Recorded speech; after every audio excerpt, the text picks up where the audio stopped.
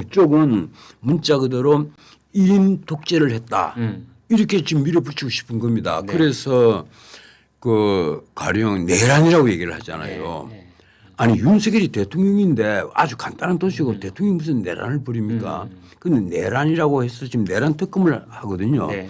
나는 내란 특검조차도 나는 되게 웃기는 용어라는 생각을 해요. 네. 어떻게 내란이 성립한다고 할까? 네. 어?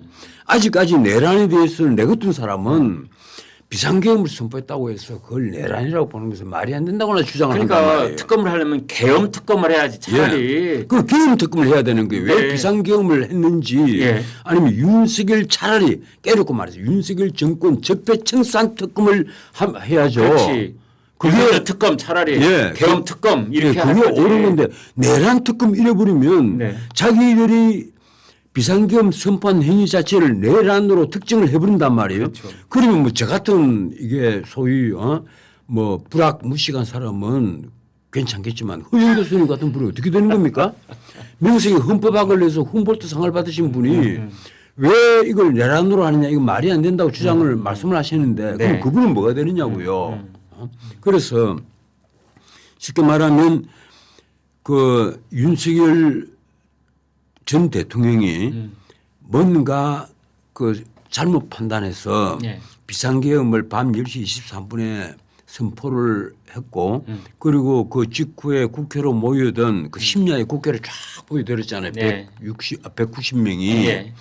그 190명이 국회로 모여들어서 심지어 거기에 우원식은 월담까지 해서 이게 본회의를 열었고 그래서 비상계엄 해제 요구 결의안을 통과를 시켰단 말이에요. 만장일치로. 네.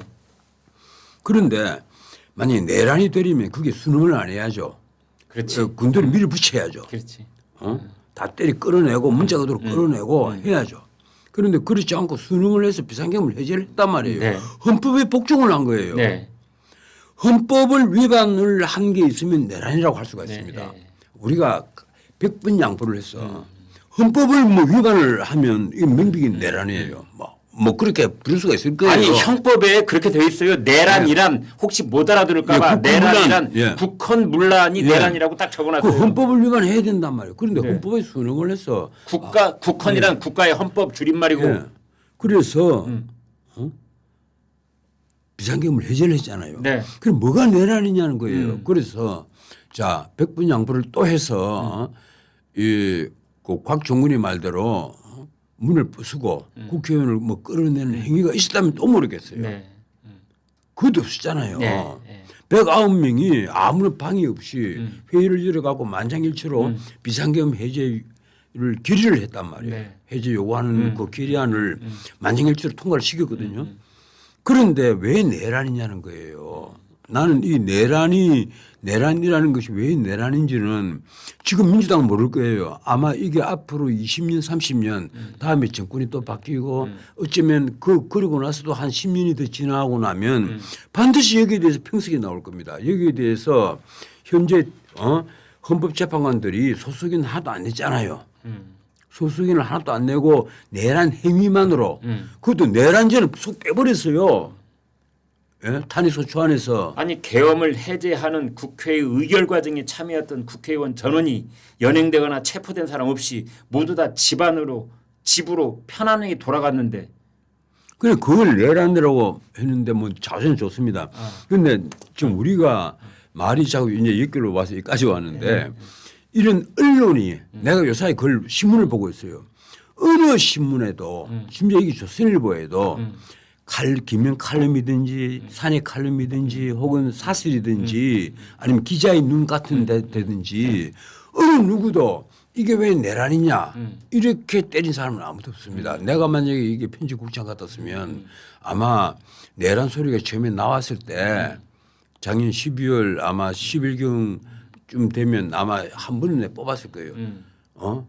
과연 내란인가 하고 물음표를 하고 시커멓게 하면 박아야 되지 않겠습니까? 네. 이게 내란이라는 것은 엄청난 다른데 윤석열을 내란의 수괴로 몰아버렸단 말이에요. 네.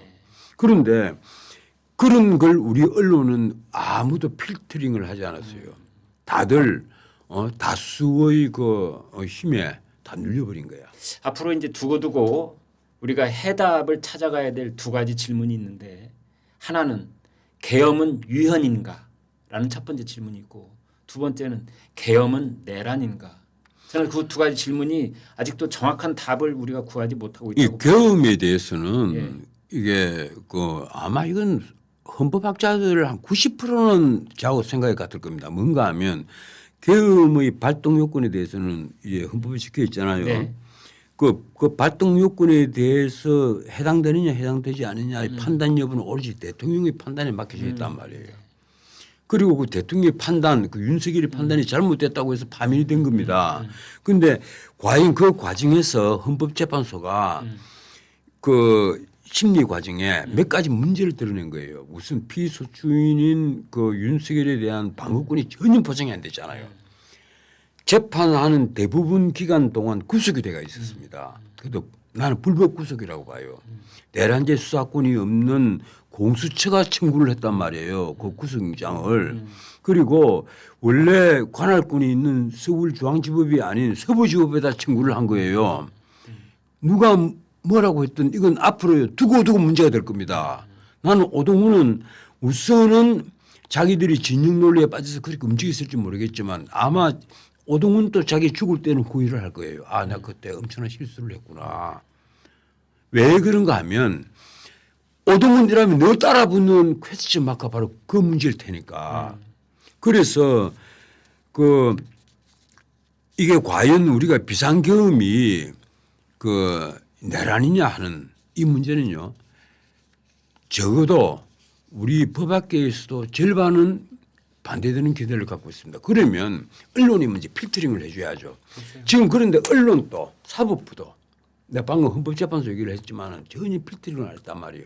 내가 이 방송에서도 지난번에 한 말씀을 드렸는데 체포영장을 심사를 한 판사 2명 그리고 구속영장을 그 심사한 차은경 부장판사까지 이 세 분이 아무도 공수처 이 영장 청구한 사람 나와 있잖아요. 네.